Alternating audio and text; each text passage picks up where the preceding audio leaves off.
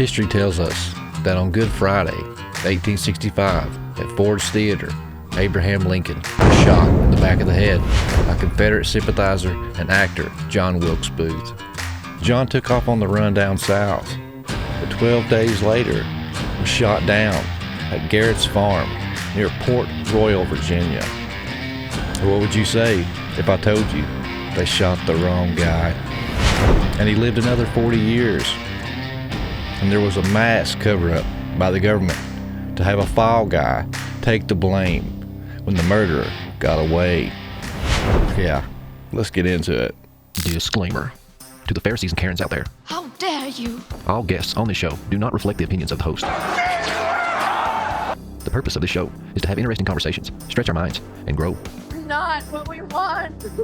If you are looking for an echo chamber, viewer and listener discretion is advised. You talk about extreme.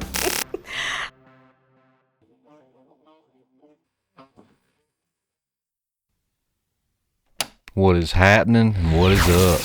Hold out your glass, because we're about to fill it up. Join us as we travel and explore the vast unknown. It's a hero's journey with dragons to slay, damsels to save, and innumerable treasures to hoard. Torches high. Look at it from a different perspective.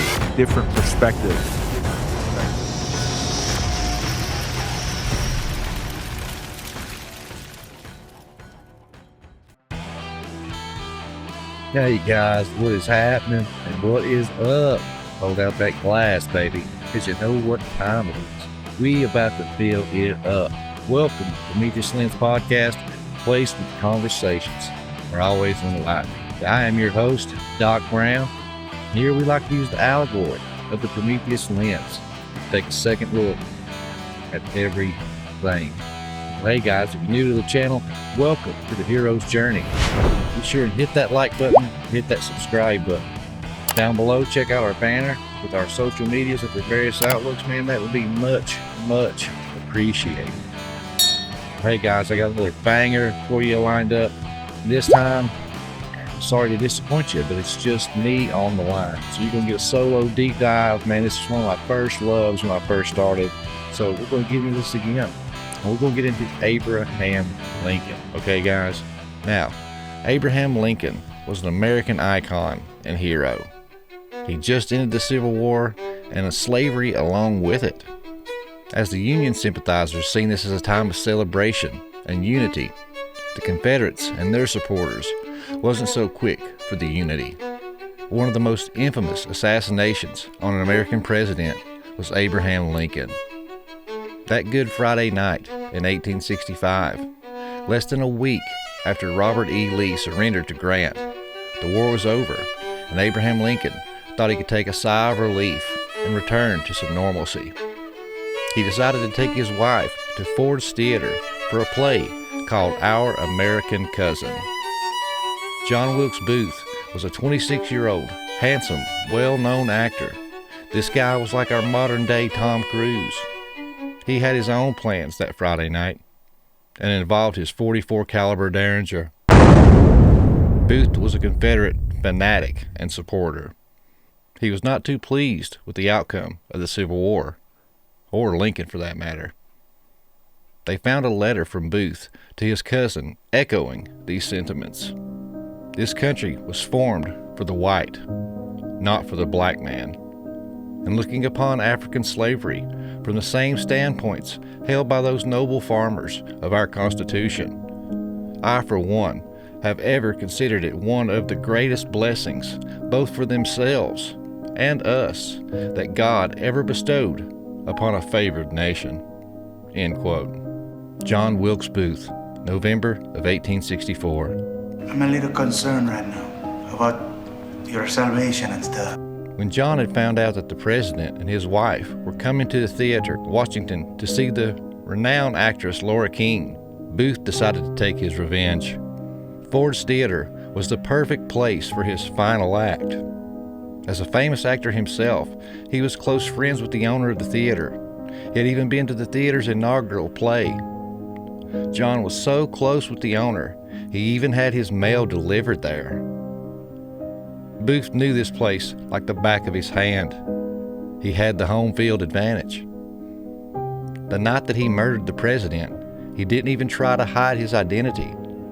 He walked right in the front door during the play. He said hello to a few people he knew and casually walked to the hallway where the door to Lincoln's private balcony box was. Lincoln usually had one or two men with him for security, but this night his guard was a few streets down at the bar grabbing drinks with some friends.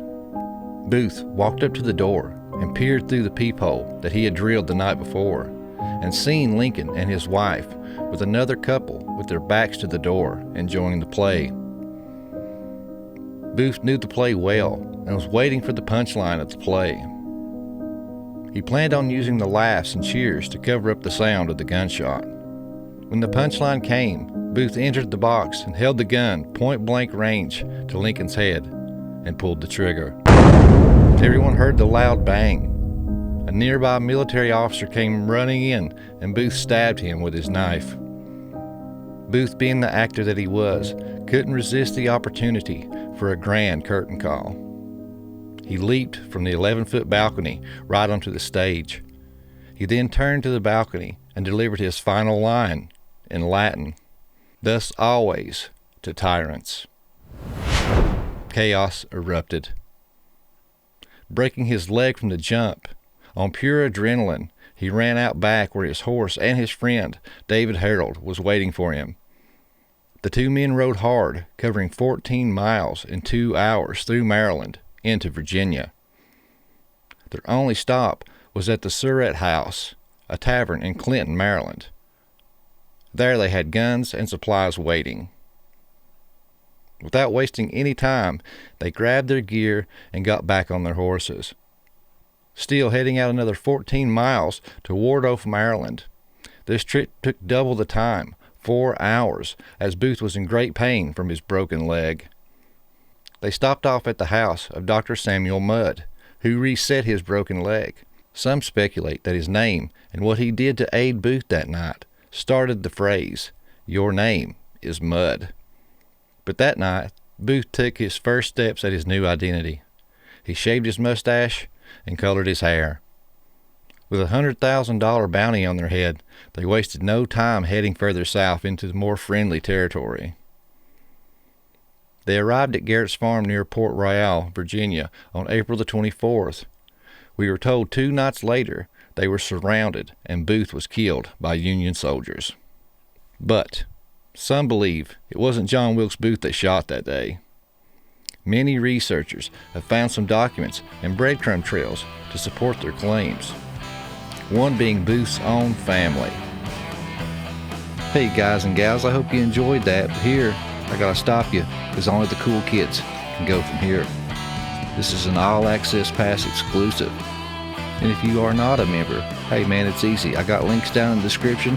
Head on over to the website PrometheusLensPodcast.com and sign up for the all access pass and join a group of like-minded people like yourself that have started this hero's journey.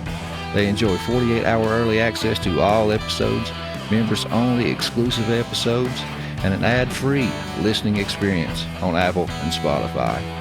Torch is high, guys.